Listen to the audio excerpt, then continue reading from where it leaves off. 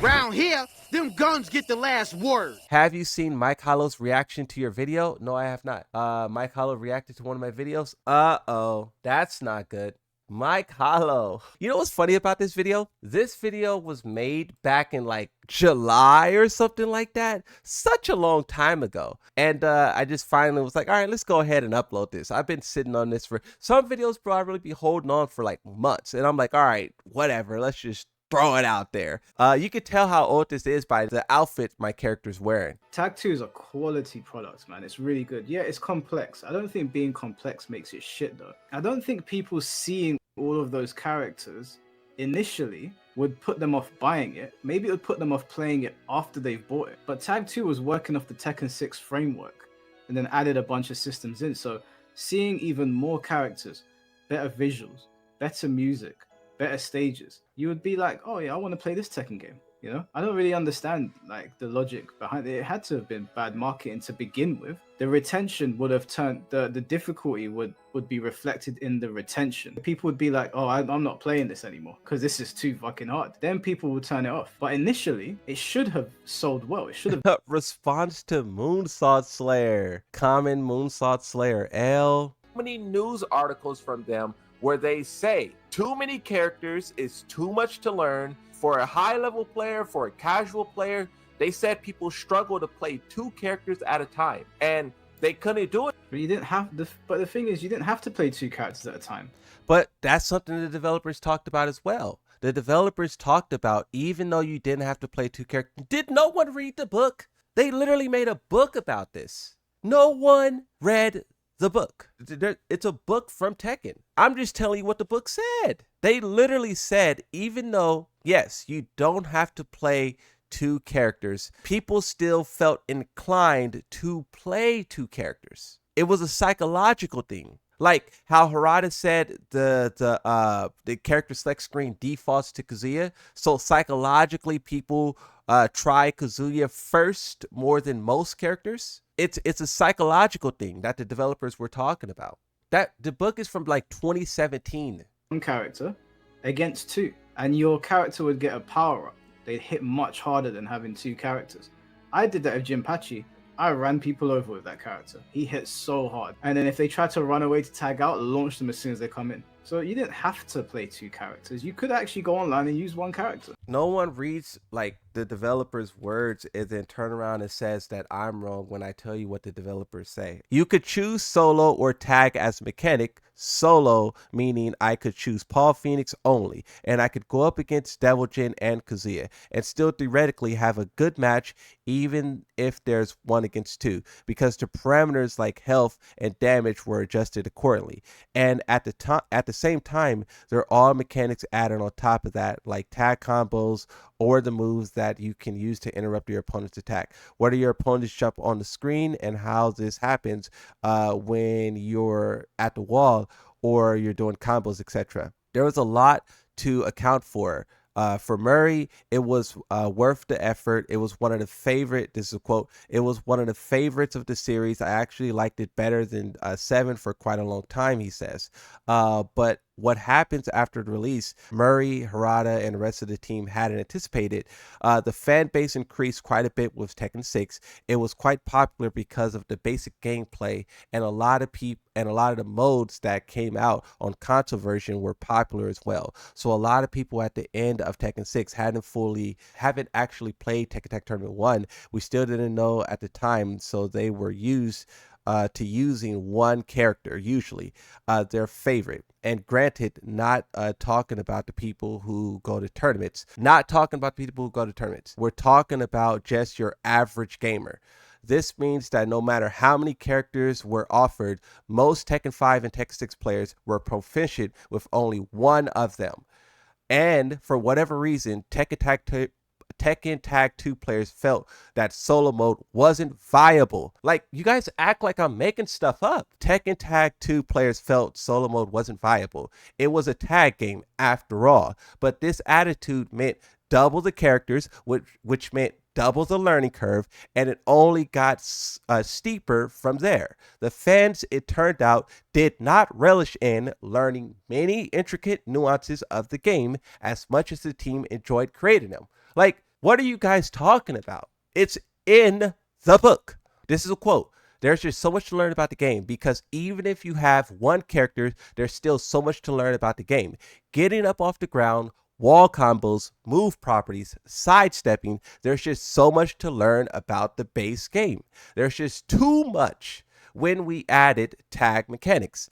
There was just so many gameplay mechanics geared towards the hardcore Tekken fans that I think it was off-putting to some newcomers of the series. And also people who didn't play Tag 1, Murray says, and because we spent so many resources on that main proportion of the game, there weren't as many side modes as we had throughout the series comparatively. He says side modes were... Do I need to go on? Why do you guys... you think I'm just sitting here lying? You guys are the ones who are not doing research. I did the research. I Googled this, pulled it up in like 30 seconds, and it's literally quotes from the developers. It's a book you can buy, you can purchase. I have that book. And because we spent so many resources on that proportion of the game, that weren't as many side modes we had throughout the series comparatively. He says side modes were a feature that console players, now a vast majority of the Tekken audience, had come to expect, and one that kept them coming back to the game. Inside Bandai Namco, the team knew they had to make a terrific game. The veterans of the team loved it. The most dedicated fans loved it. Famitsu, Japan's, the people, so this is a quote from them, I believe. The people who love the game really love it, but it just wasn't widely selling. Oh, that's from Michael Murray. With the scope of development of the game like Tekken, you really have to sell to a wide audience. Lower than expected sales of the game weren't a devastating blow, but they were a learning experience. The weight of the brand and the company's bottom line mattered more than all else, even the quality of the game itself. But I'm wrong. The Moonsault Slayer's wrong. I could read more. Mass appeal was quality, and it was missing from Tag 2. I'll read it again. Mass appeal was a quality, and it was missing from Tag 2. That was a disappointment. Says of the game sales, but when the team looked towards the future of the franchise, they were forced to take a step back. What made the game popular for Tekken 3, for Tekken 5, or even Tekken 6? All of the elements and the things we learned from Tag 2 kind of formed the basis of our decisions in Tekken 7. Murray says even perhaps the things we didn't stick. And so far in hindsight, it looks like it proved to be the right direction. So what he's saying there is that we tried to make the game that hardcore players want. Hardcore players yap about all of these characters, all this complexity, and we did that. And it ended up being the worst performing Tekken of all time. Now, people still like Tekken. They say that. They say people who love Tekken, they love it a lot. But that doesn't change the fact that it was horrible in terms of sales. And they looked at that failure and they changed their whole gameplay around with doing Tekken 7, and it was a success. And the reason why they believe it was successful is because they catered to casuals, and that's why in Tekken 8 they're doing more of it. Tekken players don't know what they're talking about, bro. You guys don't do no research. You're like a veteran. You're like a hardcore, and you think what you think is right no matter what. But that's not true, bro. It's like, you got to understand that your opinion is a niche opinion, and we have tons of statistical data and evidence to show it. And I'm not even trying to be rude. It's just true. It's literally true. What you think about Tag 2 is not reality. And I love Tag 2, but I live in reality.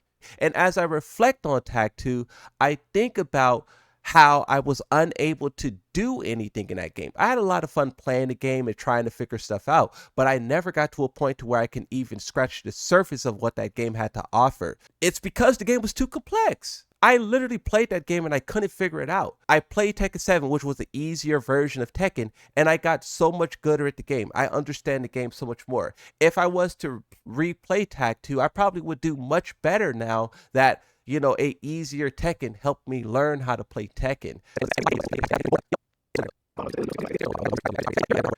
And I'm not trying to be disrespectful or anything, but you guys are saying I'm wrong when I did the research. I'm not just operating off of like, oh yeah, I remember the game was so great and the game was so fun and oh, I love that game. Like, I'm not doing that. I really like researched it. I could bring up news articles from Harada where he talks about how actually, let's do it. There's been so many characters over if you look at the life of the franchise, maybe close to 80 if you include all of them, like Miharu and Slim Bob and everything we've done so far, right? We don't think that everyone will want 80 characters in a fighting game. They have said different iterations of this. They said like we don't want to put a lot of characters in the game. We want to start off with a limited number. They said many different iterations of this same exact thing. If you look at why they say it, it all started after the failure of Tag 2. But they're really talking like it's rocket science. It's really not.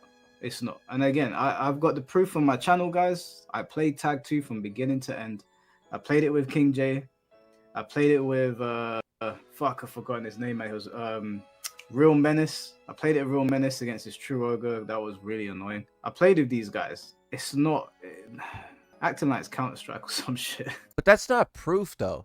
Mike Hollow playing Tag 2 with King J and a bunch of other guys who played it for 50 years. That's not proof. Proof is a book released by the developers in 2017 with quotes in it. That's proof. I wasn't that good at Tekken Tag 2, to be honest with you.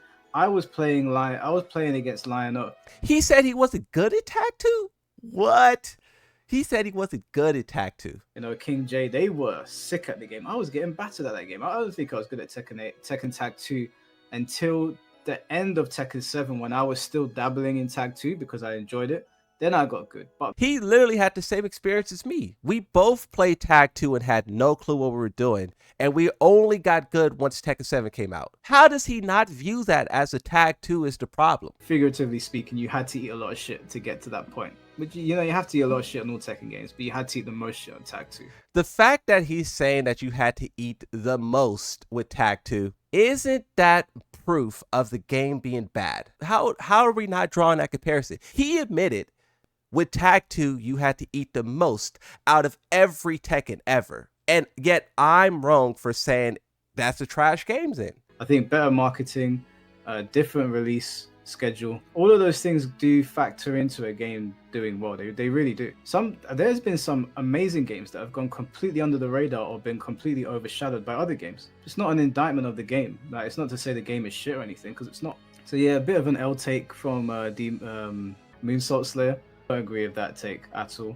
We gotta agree to disagree, because I feel like I supported my argument with a lot of evidence, and all the other guys are just bringing their own opinions, which is fine. But when you're talking about the facts of a game being good or bad, you need facts, especially when you're trying to counter someone who has facts. And I think people will be fine with dealing with two characters. Yeah, it won't be as crazy. Okami, yes, Okami. You can't say that, though. You can't say that you think players will be fine with dealing with two characters when we have evidence of that not being the case. You can't say, I think, when we have evidence to say no. No. Mike Hollow's a dope content creator, and I feel like he's doing a lot of great work in Tekken, and he's bridging a lot of gaps, and he's doing a lot of great things. But to see bro give such a hot take with Tag 2, this is what Tag 2 does to people. Tag 2 turns you from a reasonable, level-headed, like wise person into like a little demon. That's what Tag 2 does to you. All this shoulda, coulda, woulda. Yeah, that's not how it works.